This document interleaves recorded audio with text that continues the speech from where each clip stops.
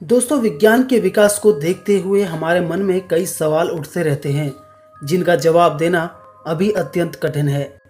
ऐसा ही एक सवाल है, क्या हम समय की यात्रा कर सकते हैं जिसकी मदद से हम भूत और भविष्य को जान सकें। वैज्ञानिक इस सवाल का जवाब पाने के लिए आए दिन प्रयोग भी कर रहे हैं, क्योंकि सदी के महान वैज्ञानिक अल्बर्ट आइंस्टाइन का मानना है कि हम समय की यात्रा करके भविष्य में जा सकते हैं।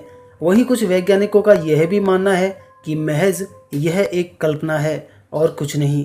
परंतु इतिहास में कई ऐसी घटनाएं हुई हैं जिनमें ऐसे लोगों का जिक्र मिलता है जो समय की यात्रा कर चुके हैं। आज हम समय यात्रा की एक सच्ची घटना के बारे में जानेंगे जिसके ठोस प्रमाण होते हुए भी विश्वास करना नामुमकिन है। 2 जुलाई 1995 को न्यूयॉर्क के हवाई अड्डे से DC-4 नामक चार्टर प्लेन 4 क्रू मेंबर और 57 यात्रियों के साथ न्यूयॉर्क से मियामी के लिए उड़ान भरा था। कुछ ही मिनटों बाद उस प्लेन का संपर्क कंट्रोल रूम से टूट गया और राडार पर भी दिखाई नहीं दे रहा था।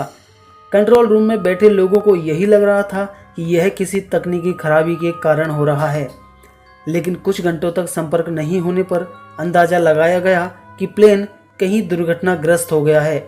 इसके बाद इस DC-4 प्लेन की खोज करने के लिए रिसर्च डेमो को लगाया गया, परंतु इस प्लेन का मलबा कहीं भी नहीं मिला।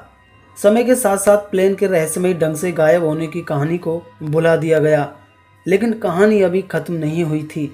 21 मई 1992 को कराकस वेनेजुएला के एयरपोर्ट के सभी कर्मचारी और कंट्रोल रूम के अधिकारी जुआंडी अपना कार्य सामान्य दिनों की तरह कर रहे थे। तभी जुआंडी ने राडार पर कहीं से आए प्लेन को देखा। राडार पर अनजान प्लेन के आ जाने से वे चिंता में पड़ गए। किसी प्रकार की दुर्घटना ना हो, इसके लिए जुआंडी ने प्लेन के पायलट से रेडियो सिग्नल द्वारा संपर्क स्थापित कर कुछ पूछना चाहा। इससे पहले ही पायलट ने कहा कि हम कहाँ हैं। पायलट की आवाज़ में डर साफ दिखाई दे रहा था। पायलट ने अपनी पहचान के लिए बताया कि हम DC-4 चार्टर प्लेन में 4 क्रू मेंबर्स और 57 यात्रियों के साथ न्यूयॉर्क से मियामी के लिए निकले हैं। यह सुनकर पूरा कंट्रोल रूम सन्न रह गया, क्योंकि यह वही प्लेन था जो लगभग 37 साल पहले गायब हो चुका था। जुआंडी ने कुछ भी ना पूछते हुए प्लेन को लैंडिंग के लिए जगह दे दी। प्लेन लैंड करने के बाद पायलट ने कंट्रोल रूम से पूछा, हम कहाँ हैं।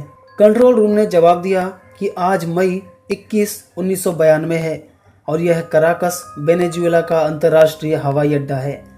तभी प्लेन में बैठे एक पायलट ने दूसरे पायलट से कहा, ऐसा हो ही नहीं सकता, यह संभव ही नहीं है, हम कहाँ आ गए हैं। तभी जुआंडी ने ग्राउंड क्रू को उनकी सहायता के लिए भेजा। ग्राउंड क्रू मेंबर जैसे ही प्लेन के पास पहुंचते हैं तो खिड़की से झांक रहे यात्रियों को देखा। उनके चेहरे पर चिंता की लकीरें साफ दिखाई दे रही थीं।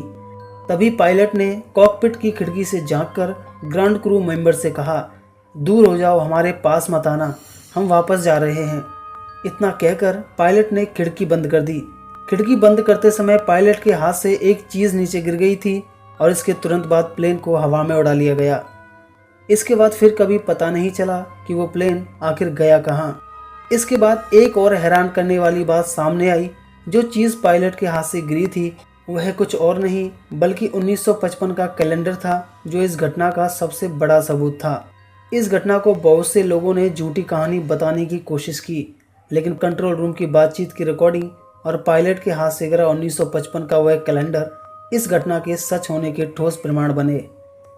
इस घटना के संबंध में वैज्ञानिकों ने अनेकों प्रयास किए जिससे कि समय यात्रा की घटना को समझा जा सके, परंतु यह अभी तक एक रहस्य ही बना हुआ है। दोस्तों, समय यात्रा की यह घटना जानने के बाद आपके मन में क्या विचार आ रहे हैं, कमेंट्स में बताने का कष्ट करें। पोस्ट को लाइक और शेयर करना ना भूलें।